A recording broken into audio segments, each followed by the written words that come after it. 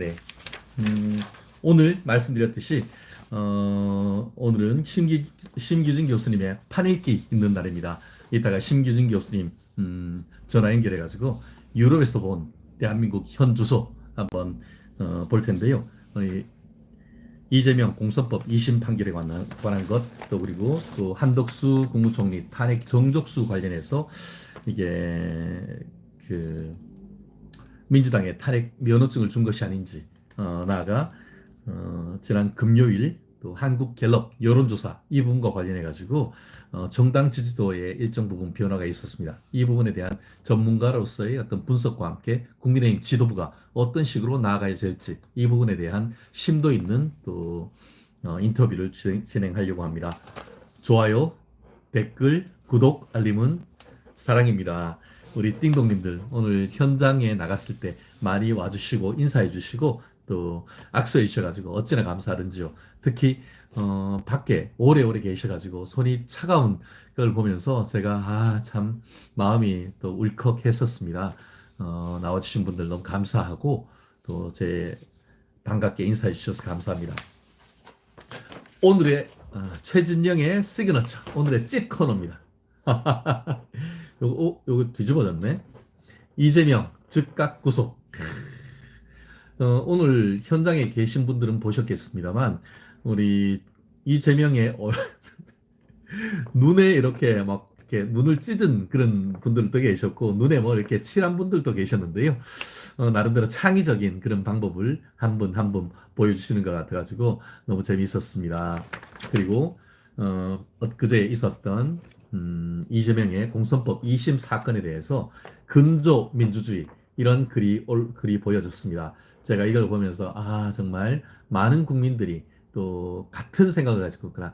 제가 만약에 나갔으면 이거를 근조 법치주의 이렇게 좀 변경할까 하는 그런 생각도 있었습니다. 오, 네. 드루킹님, 변호사님 안녕하세요라고 했고요. 역겹네요. 역겨울 때는 어떻게 해야 되죠? 빨리 좀 찢어줘야 되는 거 아닙니까? 우리 최진영의 시사 로켓 배송의 시그너처 코너. 그리고 그 반면에 우리가 기분 나쁜 것만 있었던 건 아닙니다. 짜잔. 윤 대통령 탄핵 각하. 뒤집어져 있는데요. 윤 대통령 탄핵 각하. 그리고 이것도 굉장히 큰 오늘 구호였습니다. 국민은 저항한다. 국민은 저항한다. 저항권. 대한민국 헌법 전문에 보면은 4.19 정신을 명시했습니다. 제가 헌법 전문을 공부할 때 4.19 정신을 넣었던 것은 거기에 밑에 해당 규정은 없지만 국민의 저항권을 명시하고 있다라고 저도 배웠고 사법 시험에도 나오는 겁니다. 그러면서 1987년 헌법 전문은 대한국민은 이러이러한 절차를 거쳐서 헌법을 개정한다. 이렇게 지금 한 10줄 되는 것을 한 문장으로 되어 있는데요. 거기에 4.19와 관련되는 국민의 저항권을 명시했다는 게 헌법학계의 통설 판례입니다. 그러니까 우리가 특별한 경우에는 예외적으로 저항권 행사할 수 있다는 헌법적 근거가 있다는 것도 제가 말씀드리고 싶습니다. 윤 대통령은 탄핵 각하, 그리고 이재명이는 즉각 구속. 어제 이미 제가 말씀드렸습니다. 대법원 판결 3개월이면은 스스로 파기하고 스스로 판단하면 되는 겁니다. 그러면서 1심처럼 징역 1년에 집행유예 2년 그대로 선고해버리면 되는 거거든요. 이미 검찰이 거의 로켓 속도로 항소했습니다. 그리고 항소하니까 우리 항소심 재판장님이 빛의 속도로 기록을 대법원으로 보내버렸습니다. 사실 그날 항소장 넣고 그날 보내는 거는 아주 이례적인 것이죠. 물론 뭐 1심 2개월, 2년 2개월 하면서 1심 기록은 이미 다 정리가 돼 있던 것이고 항소심 같은 경우에는 항소심에서 한 4달 진행되면서 진행됐던 내용이 얼마 안 되기 때문에 참여 주임 요즘으로서는 참여 실무관이 뭐 넘버링 퍽퍽퍽퍽 해가지고 딱 넘기면 재판장님이 해서 빨리 보내요 하면은 바로 대법원에 보내줄 수 있는데 최대한 아마 거의 대한민국 역사상 가장 빠른 고등법원 사건이 대법원 송부가 아니었을까 하는 그런 생각이 듭니다. 어떻게, 왜 이재명이 즉각 구속하기 위한 것 아니겠습니까?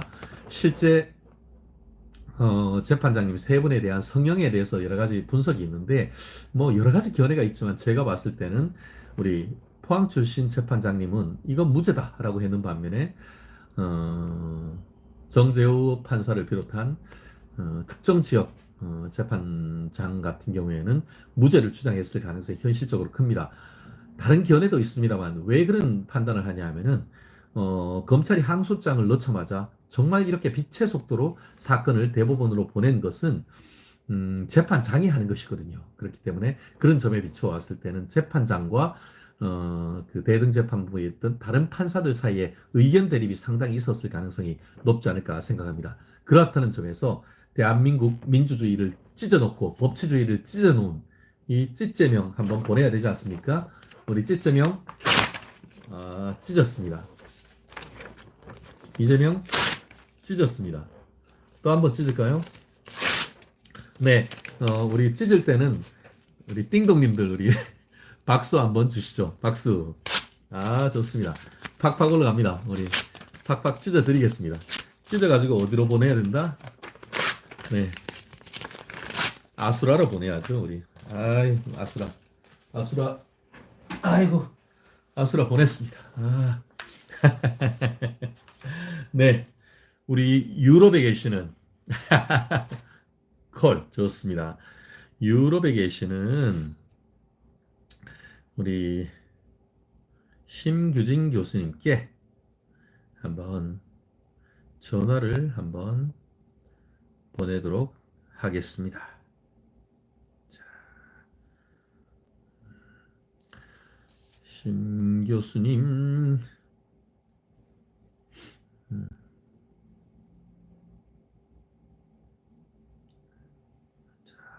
자,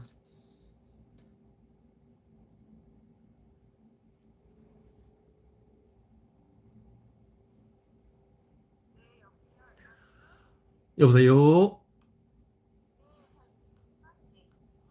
교수님, 잠시만요. 이게 소리가. 아, 교수님, 안녕하세요. 신 교수님. 네네. 아, 네네. 이제, 좀 들리시나요? 네, 아주 잘 들립니다. 네, 그래요.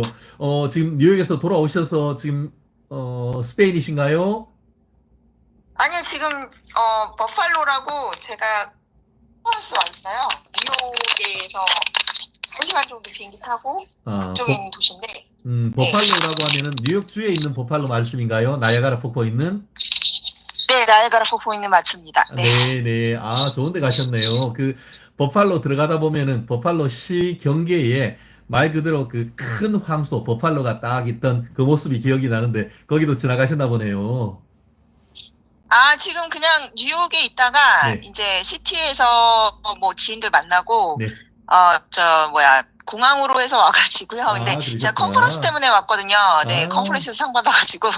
네. 네. 그래갖고, 지금 그냥 뭐 학회 활동하고 있고요. 네네. 이따가 오늘 이제 지금 또 오늘 들어갑니다. 뉴욕 시티 그러셨구나. 가서. 나이아가라는 네, 지인들 보셨습니까? 만나고. 나이아가라는.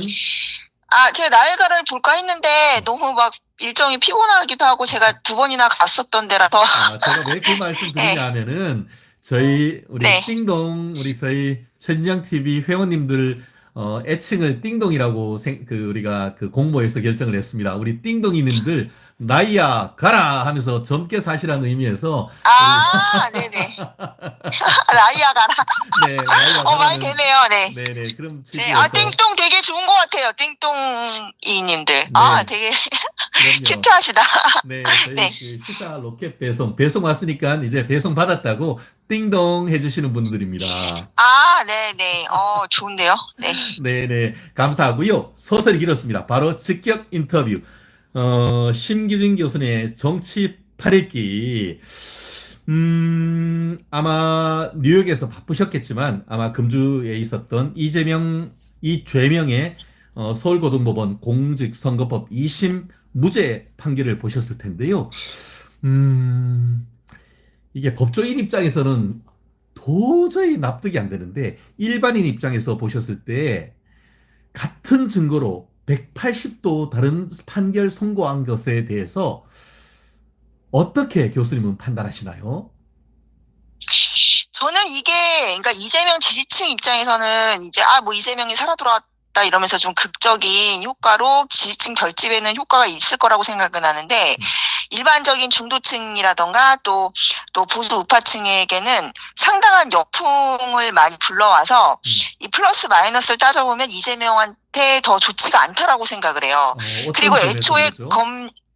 왜냐면은 그 말씀하신 대로 1심에서 굉장히 형량이 세게 나왔잖아요. 네. 근데 1심에서 형량이 세게 나왔는데 2심에서는 너무너무 그 무죄를 다 이렇게 의도적으로 준 것 같이 느껴지니까 어떤 느낌이 드냐면 그 근거가 레퍼런스가 1심에 의해서 이제 2심에서는 되게 봐준 것처럼 보여진다는 거죠. 그러니까 이재명을 좋아하든 좋아하지는 않든 간에 중립적인 사람들 입장에서는 말이죠. 그러니까 이게 그러니까 그리고 1심은 일반적인 이제 그 이재명과 어떤 유착이 없는 판사들로 보여지는데 2심 판사들은 뭐 재판부 쇼핑했다라는 얘기도 있고 또 3명 중에 2명이 상당히 그쪽 뭐 우리법파라던가 뭐 개딸 판사라는 그런 이렇게 확인되진 않았습니다만은 그게 막 정황상 그렇게 보이잖아요. 그러니까 그렇죠. 그런 게 이 자체가 1심과 2심의 낙차가 너무 크다 보니까 일반적인 사람들의 주목도가 굉장히 높은 이슈가 됐는데 근데 1심 판사들이 무슨 정치적인 그런 게 배후에 있다라고 이렇게 사람들한테 회자되는 게 아니라 2심 판사들이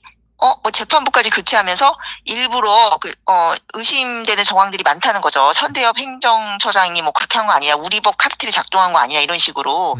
거기다가 또 무리하게도 이제 그 설명 자료까지 내진 않았잖아요, 재판부에서.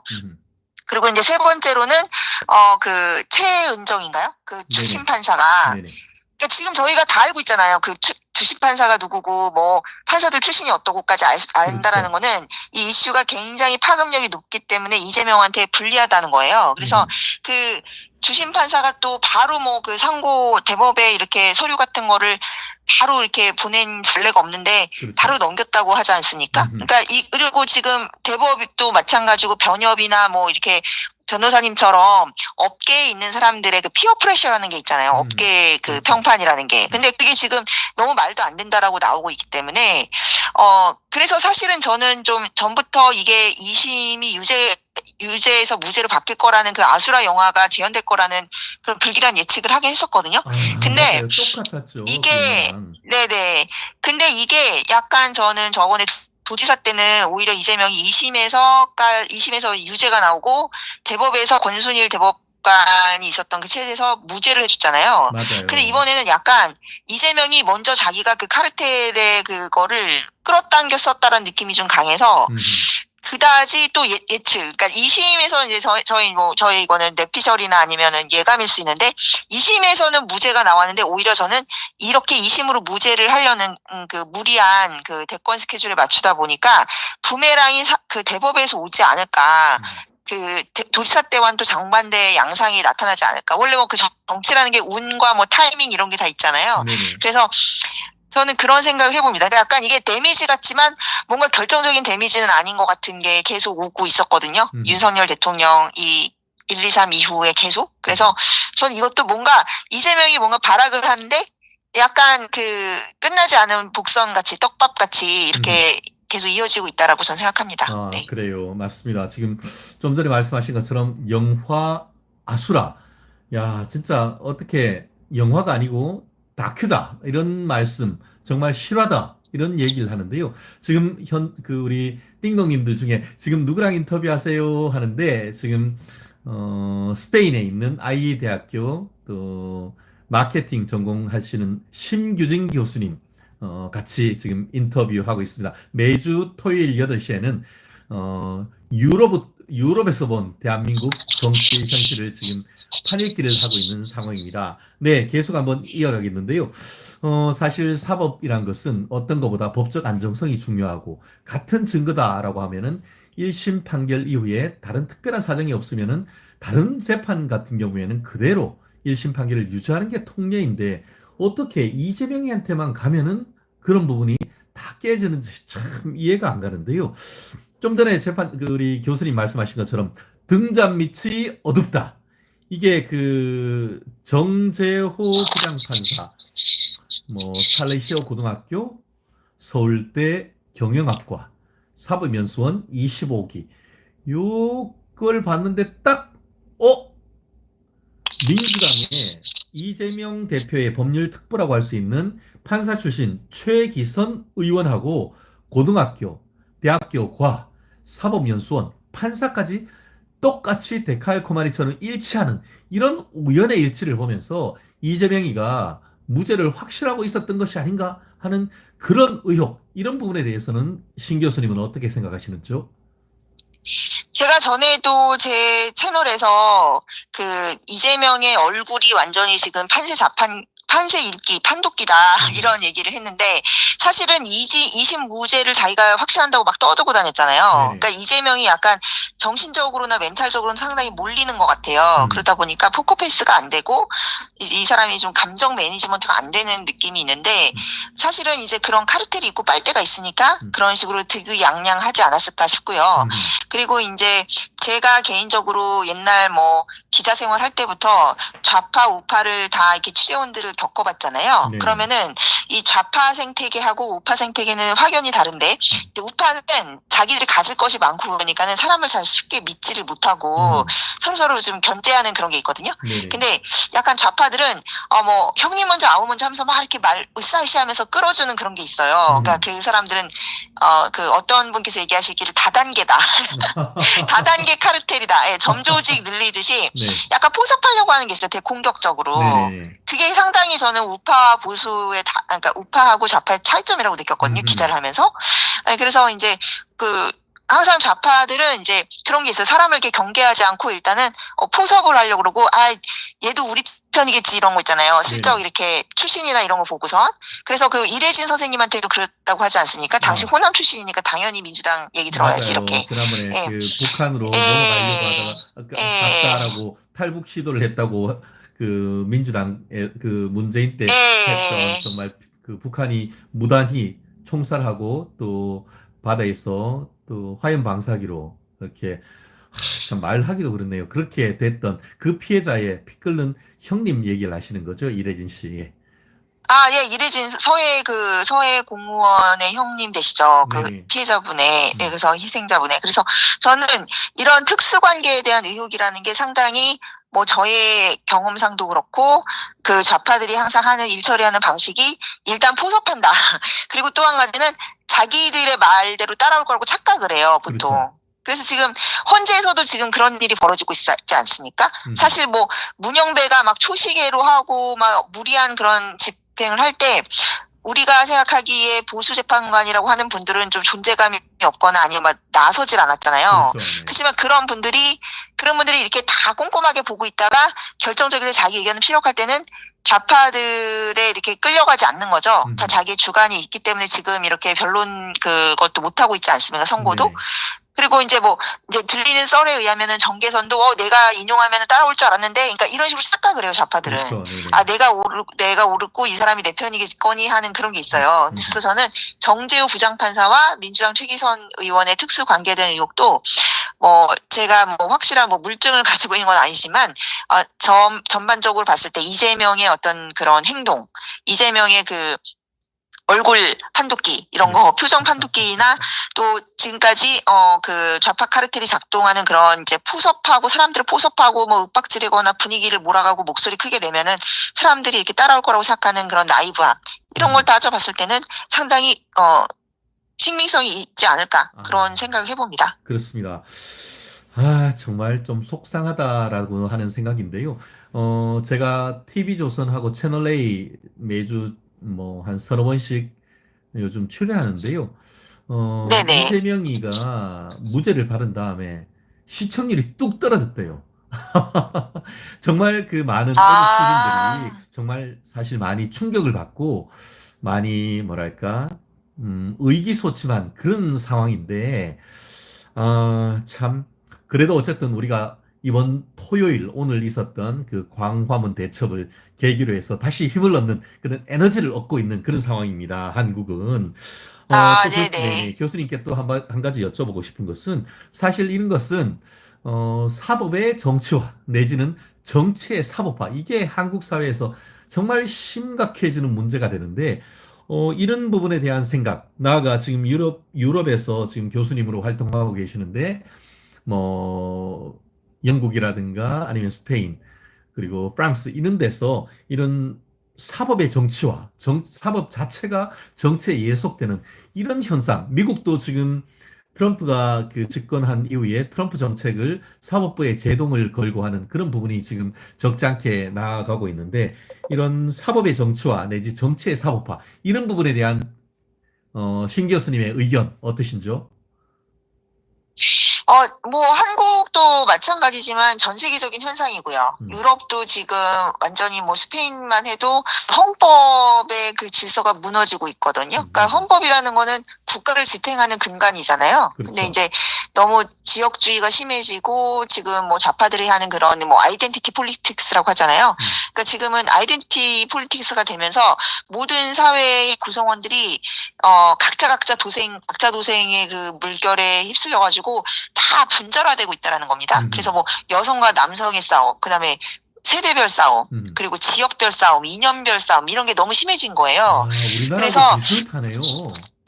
모든 전 세계가 비슷합니다. 아하. 예, 그래서 지금 미국도 보면 이제 배심원제 이런 게 돼 있고 예전부터 이제 그 정치가 사법에 이제 오염됐다라는 거는 미국 사회의 고질적인 문제였고 뭐 예를 들면은 최근에도 이제 조금 이제 연장자신 분들은 이제 그런 미국의 팝 컬처나 이런 거에 대해서 조금 잘 모르실 텐데, 뭐 예를 들면 이제 대표적으로 미국의 그 뭐 힙합 뮤지션들이라든지 그런 흑인 사회에서 그 남성의 권력이 굉장히 이제 권력 남용이 은폐된 케이스들이 되게 많았어요. 그러니까 뭐 10년간, 20년간 뭐 성착취를 했다거나 폭행을 했다거나 뭐 이런 것들이 상당히 이제 많았는데 그 사람들이 뭐 이렇게 이런 정치 오염을 시켜가지고 내가 흑인 남성이고 성공했다는 것 때문에 이런 백인 주류 사회로부터 범죄자 취급을 받고 있는 거다 이런 식으로 빠져나갔단 말입니다. 근데 이제 그런 것들이 요즘 다 이제 폭로로 터지면서 뭐 우리나라도 지금 뭐 김수현 씨 스캔들이나 이런 게 많이 있지만 정우성이나 이런 사람들.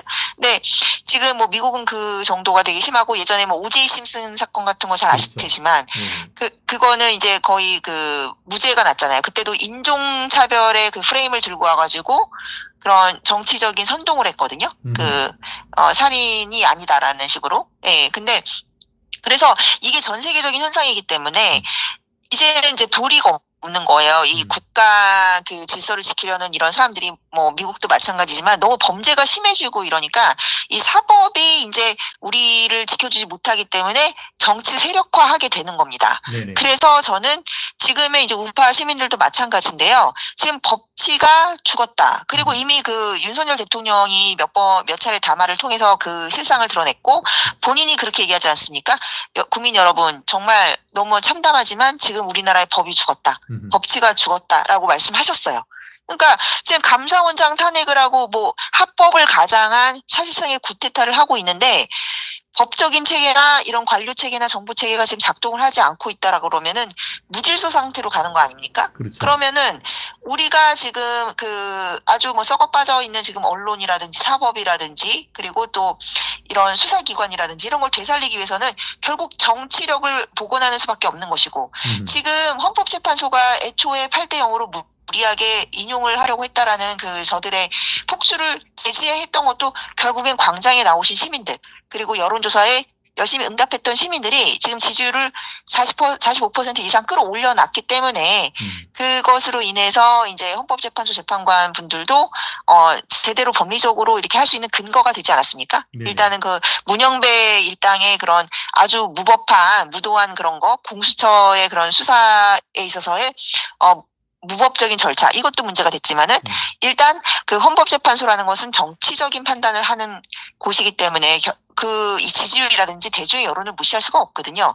그러면 이제는 사법의 정치와 정치의 사법화인 이 작금의 이 반정부 세력들과 반국가 세력들의 준동과 이 스파이도 못 잡게 하는 그 더불어민주당의 의회 독재를 어떻게 우리가 극복해야 될 것인가는 결국은 또 이제 정치로 돌아갈 수밖에 없는 거라고 저는 생각하고 그래서 이제 국민의힘 그다음에 우파 정치권이 먼저 개혁이 돼야지 이게 이루어질 수 있는 것이고 아까 말씀하셨듯이 또 이재명이 무죄가 나니까 제가 보기에는 제 유튜브도 딱 떨어졌어요. 조회수나 이런 게. 그러니까 맞아요. 사람들이 뉴스 보기 싫은 거죠. 완전히 맞아요. 이제 헬플레스해져가지고. 음. 네, 그러니까 이게 굉장히 안 좋은 겁니다. 이제 구속 취소 났을 때는 상당히 탄력을 받았는데 벌써 뭐 갤럽에서도 딱 지지율 떨어지잖아요. 그러니까 네네. 그거는 뒤에 또 지금은 말씀하세요.